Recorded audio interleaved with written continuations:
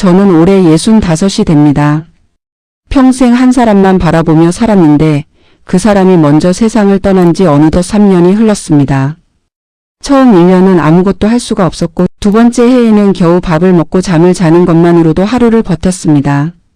세 번째 해가 되어서야 저는 조금씩 바깥을 내다보기 시작했고 그때 제 오랜 친구 하나가 조심스럽게 말을 꺼냈습니다. 소개팅 한번 해보면 어떻겠냐고요. 처음에는 단칼에 거절했습니다.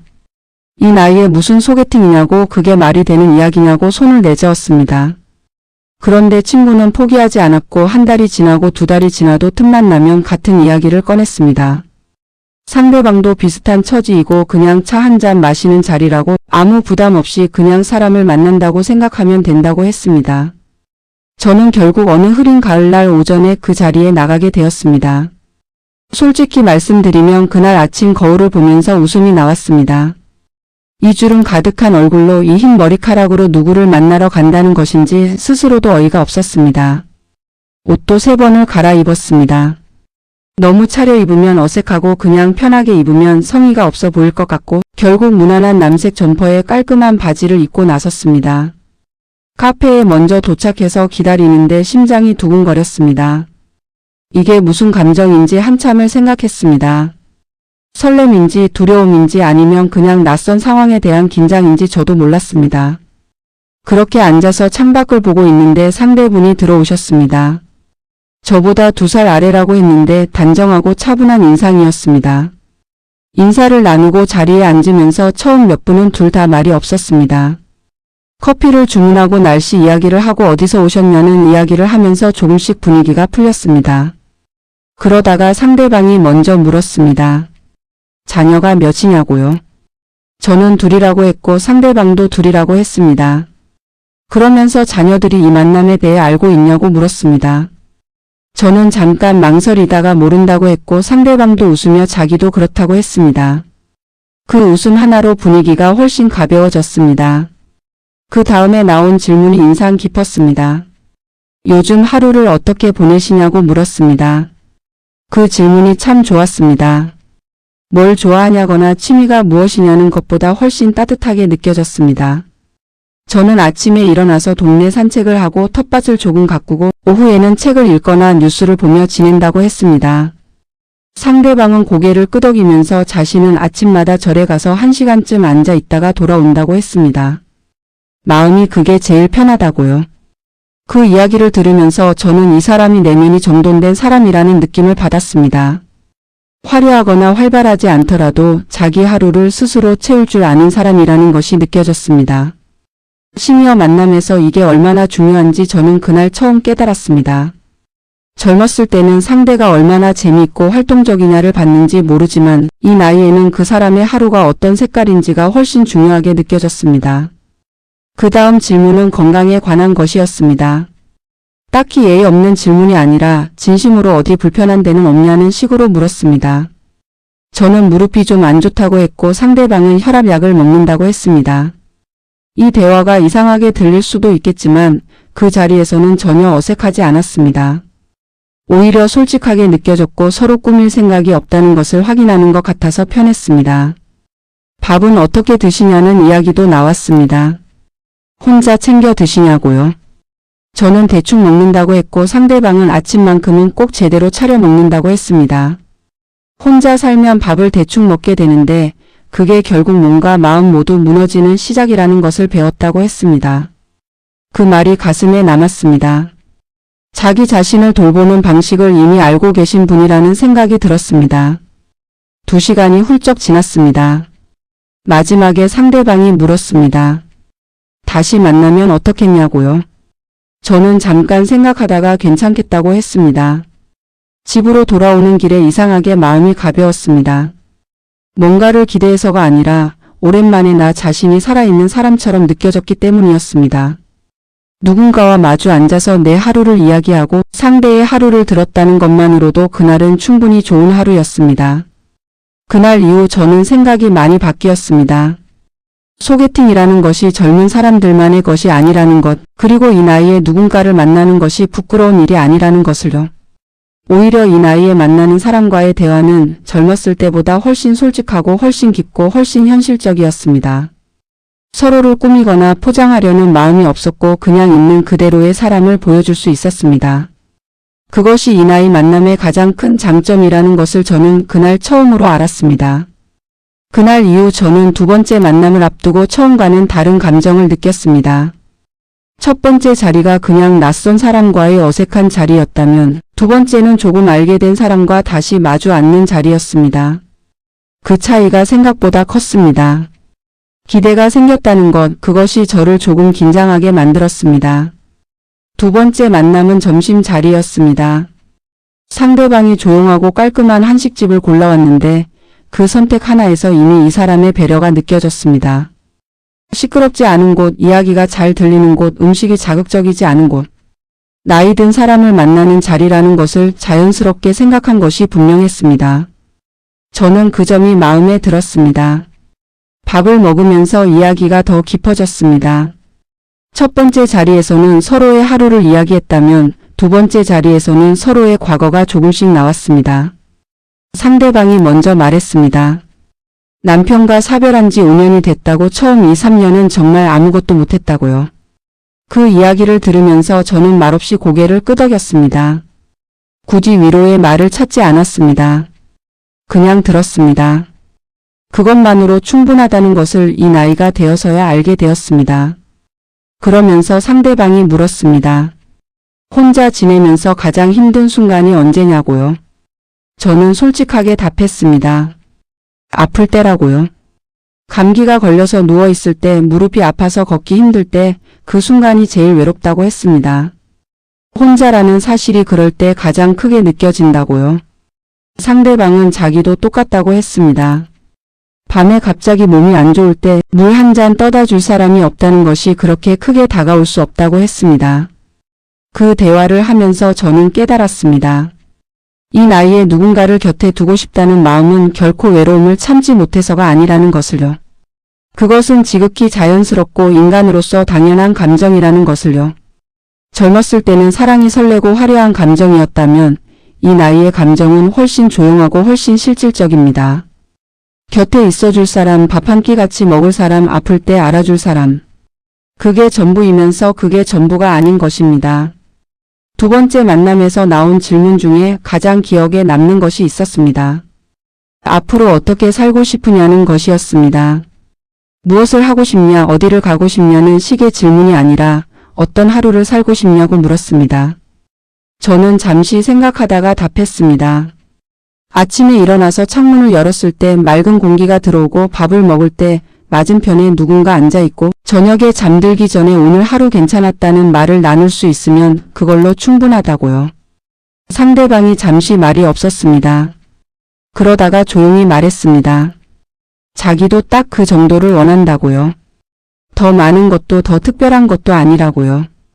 그 말이 저는 참 좋았습니다. 욕심이 없는 것이 아니라 삶에서 진짜 소중한 것이 무엇인지 이미 알고 있는 사람이라는 것이 느껴졌기 때문입니다. 밥을 다 먹고 근처 공원을 잠깐 걸었습니다. 걸으면서 상대방이 물었습니다. 자녀들에게 이 만남을 언제 알릴 생각이냐고요. 저는 솔직하게 말했습니다.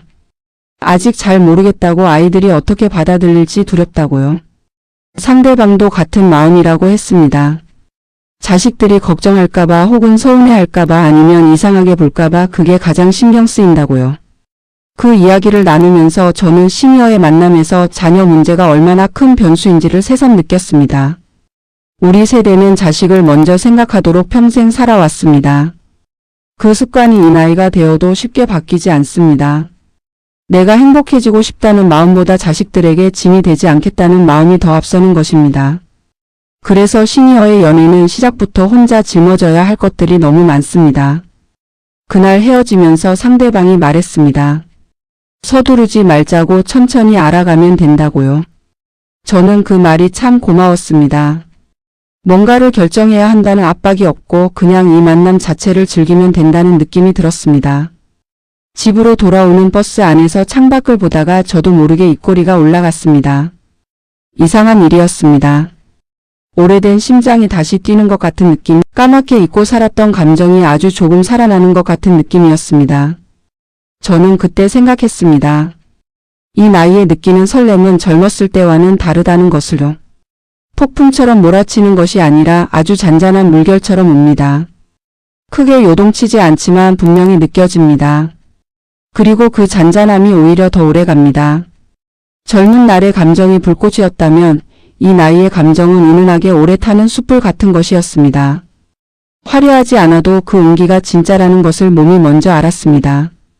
두 번의 만남을 통해 저는 한 가지를 분명히 알게 되었습니다. 이 나이에 사람을 만난다는 것은 젊음을 되찾으려는 것이 아니라는 것입니다. 지금 이 나이에 맞는 새로운 관계를 만들어가는 것입니다. 부족한 것을 채워주는 관계가 아니라 각자 자기 삶을 충분히 살면서 그 삶을 가끔 나눌 수 있는 관계. 그런 관계가 이 나이에는 가능하고 어쩌면 어느 나이보다 더 아름다울 수 있다는 것을 저는 그 두 번의 만남에서 배웠습니다. 세 번째 만남은 제가 먼저 제안했습니다. 그게 스스로도 놀라웠습니다. 처음 소개팅 자리에 나가던 날, 거울 앞에서 어이없어 하던 제가 이번에는 먼저 연락을 해서 만나자고 했으니까요. 사람이 이렇게 바뀌는구나 싶었습니다. 아니, 바뀐 것이 아니라 오래 닫혀있던 문이 조금씩 열리고 있는 것이었습니다. 제가 제안한 장소는 집 근처 작은 식물원이었습니다. 걷기 좋고 시끄럽지 않고 굳이 마주 앉아서 눈을 맞추지 않아도 되는 곳이라서 골랐습니다. 나이 든 사람들의 만남에서 걷는다는 것은 참 좋은 방식입니다. 마주 보는 것보다 나란히 걷는 것이 훨씬 편하게 이야기를 나눌 수 있게 해줍니다. 어색한 침묵도 걸으면서는 자연스럽게 흘러갑니다. 그날 우리는 꽤 오래 걸었습니다. 걸으면서 이런저런 이야기가 나왔는데 상대방이 불쑥 물었습니다. 전 배우자가 보고 싶을 때가 있냐고요. 저는 잠깐 멈칫했습니다. 그 질문이 불편해서가 아니라 솔직하게 답해야겠다는 생각이 들어서였습니다. 있다고 했습니다. 가끔 새벽에 잠이 깨면 아니면 뭔가 좋은 일이 생겼을 때 가장 먼저 알리고 싶은 사람이 생각난다고요. 그게 아직도 그 사람이라고요. 상대방은 고개를 끄덕였습니다. 자기도 그렇다고 했습니다. 그렇다고 해서 지금 이 자리가 의미 없는 것은 아니라고요. 과거를 지우는 것이 아니라 지금을 살아가는 것이라고 했습니다. 그 말이 저한테는 굉장히 크게 와 닿았습니다. 새로운 사람을 만난다는 것이 이전 사람을 잊어야 한다는 뜻이 아니라는 것, 그 두 가지가 동시에 존재할 수 있다는 것을 그날 처음으로 마음으로 받아들였습니다. 걷다가 벤치에 앉아서 쉬는데 상대방이 또 물었습니다. 외로움과 고독의 차이를 아느냐고요. 뜬금없다고 생각할 수 있지만 저는 그 질문이 좋았습니다. 저는 잠시 생각하다가 답했습니다. 외로움은 누군가가 없어서 생기는 감정이고 고독은 혼자 있어도 스스로 충분한 상태인 것 같다고요. 상대방이 웃으면서 자기도 비슷하게 생각한다고 했습니다. 그러면서 덧붙였습니다. 고독을 즐길 줄 아는 사람이 외로움도 잘 다룬다고요. 혼자 있는 시간을 견디는 것이 아니라 누릴 줄 알아야 두 사람이 함께할 때도 서로에게 기대지 않을 수 있다고요. 그 말이 참 인상적이었습니다. 이 나이에 만나는 관계에서 가장 경계해야 할 것이 바로 서로에게 지나치게 의존하는 것이라는 걸 저도 어렴풋이 느끼고 있었는데 상대방은 그것을 이미 정확하게 알고 있었습니다. 혼자 사는 시간을 통해서 스스로를 단단하게 만든 사람이라는 것이 느껴졌습니다. 그날 이야기 중에 자녀 이야기가 다시 나왔습니다. 상대방의 딸이 최근에 엄마가 혼자 지내는 것이 걱정된다며 같이 살자고 했다는 것이었습니다. 상대방은 정중하게 거절했다고 했습니다. 자식과 함께 사는 것이 나쁜 것은 아니지만 지금 자신에게는 혼자만의 공간과 시간이 필요하다는 것을 알기 때문이라고 했습니다. 자식 눈치를 보며 사는 것이 더 외로울 수 있다고요. 저는 그 이야기를 들으면서 고개를 세게 끄덕였습니다. 저도 비슷한 상황이었기 때문입니다. 아들이 가끔 올라와서 같이 살자고 하는데 그때마다 저는 괜찮다고 합니다. 괜찮아서가 아니라 아들 집에서 눈치밥을 먹는 것이 지금 이 혼자만의 자유보다 더 힘들 것이 분명하기 때문입니다. 자식은 부모를 위한다고 하지만 정작 부모가 무엇을 원하는지는 잘 모를 때가 많습니다. 시니어의 삶에서 자립심은 굉장히 중요합니다. 몸이 허락하는 한 스스로 결정하고 스스로 움직이고 스스로 살아가는 것. 그것이 나이든 사람의 존엄입니다. 누군가에게 의지해야만 살 수 있다는 느낌이 드는 순간 사람은 급격히 작아집니다. 그래서 이 나이에 새로운 관계를 시작할 때도 그 자립심을 지켜가면서 만나는 것이 중요합니다. 서로의 삶을 침범하지 않으면서 필요할 때 곁에 있어주는 관계. 그게 이 나이에 가장 건강한 관계의 형태라는 것을 저는 그날 확신하게 되었습니다. 식물원을 나오면서 상대방이 말했습니다. 오늘 참 좋았다고 이렇게 아무 부담 없이 걸으면서 이야기하는 것이 정말 오랜만이라고요. 저도 그랬습니다. 집으로 돌아오는 길에 혼자 생각했습니다. 이 관계가 어떤 방향으로 흘러가든 지금 이 순간이 제 삶에 분명히 좋은 영향을 주고 있다는 것을요. 누군가를 만나기 위해 옷을 고르고 어디를 갈지 생각하고 무슨 이야기를 나눌지 기대하는 것. 그 작은 것들이 하루하루를 다르게 만들어주고 있었습니다. 저는 그날 저녁 오랜만에 일기를 썼습니다. 몇 년 만인지 모릅니다. 별 내용이 아니었습니다. 오늘 식물원을 걸었다. 좋은 이야기를 들었다. 오랜만에 마음이 가벼웠다. 그게 전부였습니다. 그런데 그걸 쓰면서 눈가가 촉촉해졌습니다. 슬퍼서가 아니었습니다. 내가 다시 살아가고 있다는 것이 느껴져서였습니다. 오래 멈춰있던 시계가 다시 움직이는 소리를 들은 것 같았습니다. 아주 조용하지만 분명한 소리였습니다. 네 번째 만남은 조금 특별했습니다. 상대방이 먼저 제안을 했는데 자기가 직접 만든 음식을 먹어보겠냐고 물었습니다. 집으로 초대하는 것이 아니라 작은 반찬 몇 가지를 싸가지고 나올 테니 공원에서 같이 먹자는 것이었습니다. 저는 그 제안이 참 마음에 들었습니다. 부담스럽지 않으면서도 정성이 담긴 방식이었습니다. 약속 장소에 나갔더니 상대방이 작은 보자기 하나를 들고 나왔습니다. 펼쳐보니 멸치볶음, 계란말이, 깍두기 그리고 작은 통에 담긴 된장국이었습니다. 소박했습니다. 그런데 그 소박함이 어떤 화려한 레스토랑보다 훨씬 따뜻하게 느껴졌습니다. 누군가 나를 위해 아침부터 음식을 만들었다는 사실, 그것만으로 이미 충분했습니다. 먹으면서 상대방이 말했습니다. 음식 솜씨가 어떠냐고 물어보지 말라고 맛있다고 해줘야 한다고 웃으면서요. 저는 진심으로 맛있다고 했습니다. 간이 세지 않고 담백했습니다. 이 나이가 되면 자극적인 음식보다 이런 음식이 훨씬 몸에 맞습니다. 그리고 무엇보다 누군가 나를 생각하며 만든 음식이라는 것이 느껴졌습니다. 맛은 혀로만 느끼는 것이 아니라는 것을 그날 다시 깨달았습니다. 밥을 먹고 나서 이야기가 깊어졌습니다. 상대방이 물었습니다. 지금 이 만남을 어떻게 생각하냐고요. 진지하게 이어갈 마음이 있냐고요. 저는 그 질문에 잠시 말을 잃었습니다. 피하고 싶은 질문이 아니라 진지하게 생각해야 할 질문이었기 때문입니다. 저는 천천히 답했습니다. 마음이 없는 것은 아닌데 아직 두렵다고요. 새로운 관계가 가져올 변화들, 자녀들의 반응, 그리고 무엇보다 또 다시 누군가를 잃게 될 수도 있다는 두려움이 있다고요. 상대방은 잠자코 들었습니다. 그리고 말했습니다. 자기도 똑같이 두렵다고요. 두렵지 않은 척하는 것이 오히려 이상한 것이라고요.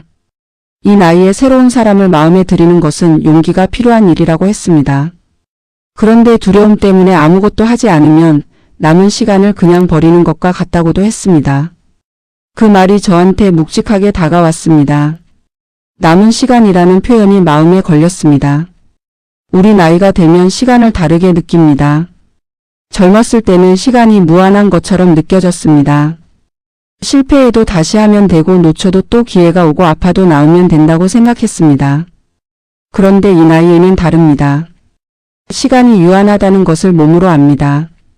그래서 더 용기를 내야 하는 것인지도 모릅니다.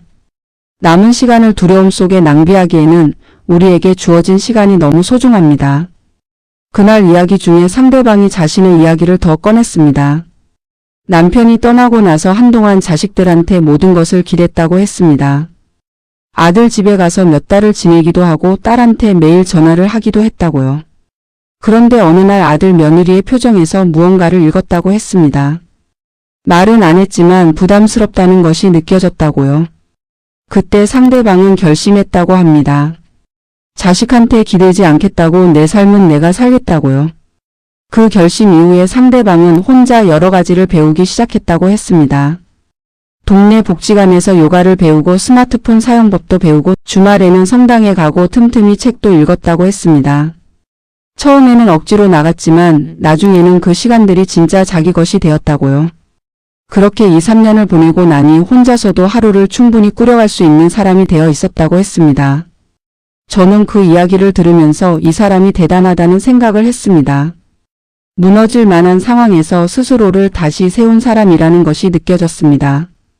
그리고 동시에 반성이 되었습니다. 저는 3년 동안 얼마나 스스로를 세우려 했는지 돌아보게 되었습니다. 슬픔 속에 너무 오래 머물렀던 것은 아닌지, 앞으로 나아가는 것을 너무 미룬 것은 아닌지 싶었습니다. 돌아오는 길에 상대방이 물었습니다. 버킷리스트 같은 것이 있냐고요? 죽기 전에 꼭 해보고 싶은 것이 있냐고요? 저는 웃으면서 답했습니다. 제주도에서 한 달쯤 살아보고 싶다고요. 바다가 보이는 작은 집에서 아침마다 바다를 보며 커피를 마시고 저녁에는 파도 소리를 들으며 잠드는 것. 그게 오래된 꿈이라고 했습니다. 상대방은 눈을 반짝이며 말했습니다. 자기도 그런 생각을 해본 적 있다고요. 그러면서 조용히 덧붙였습니다. 혼자 가는 것보다 같이 가면 더 좋겠다고요. 그 말에 저는 아무 대답도 하지 않았습니다. 그냥 웃었습니다. 그런데 그 웃음이 거절이 아니라는 것을 상대방도 알았을 것입니다. 집으로 돌아오는 내내 제주도 바다가 머릿속에 그려졌습니다. 파란 바다, 바람, 커피 한 잔, 그리고 옆에 앉아있는 누군가. 오래 꾸지 않았던 꿈이 다시 색깔을 찾는 것 같았습니다. 그것만으로도 그날은 참 좋은 하루였습니다. 저는 그날 밤 조용히 생각했습니다. 관계라는 것은 서로의 꿈을 알아가는 과정이기도 하다는 것을요. 상대방이 무엇을 원하는지, 어떤 미래를 그리는지, 그 그림 안에 내가 들어갈 자리가 있는지를 천천히 확인해가는 것. 그것이 이 나이의 만남이 가진 가장 아름다운 과정이라는 것을 저는 4번의 만남을 통해 배우고 있었습니다. 5번째 만남은 제가 오래 생각하고 준비한 자리였습니다. 이번에는 제가 음식을 만들어 보기로 했습니다. 상대방이 지난번에 정성껏 음식을 싸왔던 것이 마음에 남아 있었습니다. 저도 그 마음에 답하고 싶었습니다. 솔직히 말하면 요리를 잘하지 못합니다. 아내가 살아있을 때는 부엌에 들어갈 일이 거의 없었습니다. 혼자 살면서 겨우 라면 끓이고 계란 프라이 하는 수준이었습니다. 그래서 며칠 전부터 연습을 했습니다. 유튜브를 보면서 잡채 만드는 법을 따라 해봤습니다. 처음에는 당면을 너무 오래 불려서 퉁퉁 불어버렸고, 2번째는 간이 너무 세서 짜서 먹기 힘들었습니다. 3번째 만에 겨우 먹을 만한 잡채가 나왔습니다. 그것을 작은 통에 담고 미역국도 끓이고 동그랑땡은 도저히 자신이 없어서 마트에서 사다가 구웠습니다. 약속 장소에 나타났을 때 상대방의 표정이 아직도 기억납니다. 제가 보자기를 들고 나오자 눈이 동그래지면서 이게 뭐냐고 물었습니다. 제가 만들었다고 하자 믿지 않는 눈치였습니다.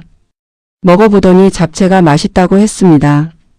물론 3번 연습한 결과였지만 그 말은 하지 않았습니다. 누군가를 위해 처음으로 음식을 만들어 봤다는 사실이 저 스스로도 뭔가 뭉클했습니다. 그날 우리는 오랫동안 이야기했습니다. 5번을 만나다 보니 이제는 어색함이 거의 없었습니다. 서로의 습관도 알고 말투도 익숙해지고 어떤 이야기에 어떻게 반응하는지도 알게 되었습니다. 그 익숙함이 참 좋았습니다. 설레는 감정과는 또 다른 것이었습니다. 편안하다는 것, 이 사람 앞에서 꾸미지 않아도 된다는 것, 그 안도감이 이 나이에는 설렘보다 더 값진 감정이었습니다. 그날 상대방이 진지하게 말했습니다. 자녀들에게 이야기할 때가 된 것 같다고요. 더 이상 숨기듯이 만나는 것이 스스로도 불편하다고 했습니다. 저도 같은 생각을 하고 있던 참이었습니다. 우리가 무슨 잘못을 하는 것도 아니고 이 나이에 좋은 사람을 만나서 같이 밥을 먹고 이야기를 나누는 것이 부끄러운 일이 아닌데 왜 자꾸 숨기듯이 만나야 하는가 싶었습니다. 그런데 막상 자녀에게 이야기하는 것은 생각보다 훨씬 용기가 필요한 일이었습니다. 그날 저녁 저는 아들에게 전화를 했습니다. 요즘 좋은 분을 만나고 있다고 몇 번 만났는데 마음이 편한 분이라고 했습니다. 잠시 침묵이 흘렀습니다. 아들은 한참 있다가 물었습니다. 진지하게 만나는 거냐고요? 저는 그렇다고 했습니다. 또 침묵이 있었습니다. 아들은 결국 알겠다고 했습니다. 더 이상 말이 없었습니다. 그 전화를 끊고 나서 마음이 무거웠습니다. 기뻐해 주길 바랐던 것은 아니었지만 그래도 조금은 따뜻한 반응을 기대했던 것 같습니다. 며칠 후 아들에게서 다시 연락이 왔습니다. 한번 만나자고요. 밥을 먹으면서 아들은 말했습니다. 처음에는 솔직히 당황했다고요. 그런데 생각해보니 아버지가 혼자 지내는 것이 항상 마음에 걸렸는데 좋은 분이 계신다면 다행인 것 같다고 했습니다. 서툰 말이었지만 그것으로 충분했습니다. 눈물이 날 뻔했습니다. 상대방도 비슷한 경험을 했습니다. 딸이 처음에는 말이 없다가 며칠 후에 연락을 해서 그분이 어떤 사람이냐고 물었다고 했습니다. 상대방이 이런저런 이야기를 했더니 딸이 말했다고 합니다. 엄마가 오랜만에 목소리가 밝아졌다고요. 그 말 한마디가 상대방에게는 허락이자 응원이었다고 했습니다. 저는 그 이야기를 들으면서 자식들도 결국 부모의 행복을 원한다는 것을 다시 확인했습니다. 다만 표현하는 방식이 서툴 뿐이었습니다. 자녀 문제가 어느 정도 정리되면서 우리 관계도 조금 더 편안해졌습니다. 숨길 것이 없어지니 만남 자체가 훨씬 가벼워졌습니다. 전에는 혹시 아는 사람이 볼까봐 주변을 살피기도 했는데 이제는 그런 마음이 없어졌습니다. 당당하게 나란히 걷고 같이 밥을 먹고 사람들이 보든 말든 신경 쓰지 않게 되었습니다. 그것이 참 자유로웠습니다. 5번의 만남을 돌아보면서 저는 이 시간 동안 제가 많이 변했다는 것을 느낍니다. 단순히 좋은 사람을 만났기 때문만은 아닙니다. 이 만남을 통해 저 자신을 다시 보게 되었기 때문입니다. 내가 무엇을 원하는지, 어떤 사람을 좋아하는지, 어떤 관계에서 편안함을 느끼는지를 다시 알게 되었습니다. 오래 잠들어 있던 감각들이 하나씩 깨어나는 것 같았습니다. 시니어의 사랑은 조급하지 않습니다. 젊었을 때처럼 빨리 결론을 내려야 한다는 압박이 없습니다. 오늘 만남이 좋으면 그걸로 충분하고 다음 만남이 기대되면 그것도 충분합니다. 매 순간을 결과가 아닌 과정으로 즐길 수 있다는 것, 그것이 이 나이 만남의 가장 큰 선물입니다. 우리는 이미 인생의 많은 것을 경험했고 그래서 작은 것에서 큰 기쁨을 찾을 줄 압니다. 이 글을 읽으시는 분들 중에 혹시 비슷한 상황에 계신 분이 있다면 말씀드리고 싶습니다. 두려워도 괜찮다고요. 설레면서도 불안한 것이 당연하다고요. 자녀 눈치가 보이는 것도 이해한다고요. 그런데 그 모든 것을 핑계 삼아 마음의 문을 완전히 닫아버리지는 마시라고요. 이 나이에도 사람은 사람이 필요합니다. 따뜻한 눈빛, 나를 기억해주는 목소리, 같이 밥 한 끼 먹을 사람. 그것이 삶을 얼마나 다르게 만드는지는 직접 경험해보지 않으면 모릅니다. 저는 아직 이 관계가 어디로 흘러갈지 모릅니다. 결혼을 할지 아니면 지금처럼 좋은 벗으로 오래 지낼지 그것은 시간이 알려줄 것입니다. 중요한 것은 지금 이 순간 제 하루가 전보다 훨씬 풍요롭다는 것입니다. 아침에 눈을 뜰 때 오늘은 어떤 하루일까 하는 기대가 생겼습니다.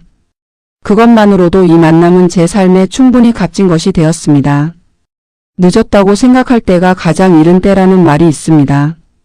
저는 65에 그 말의 의미를 처음으로 온몸으로 이해했습니다.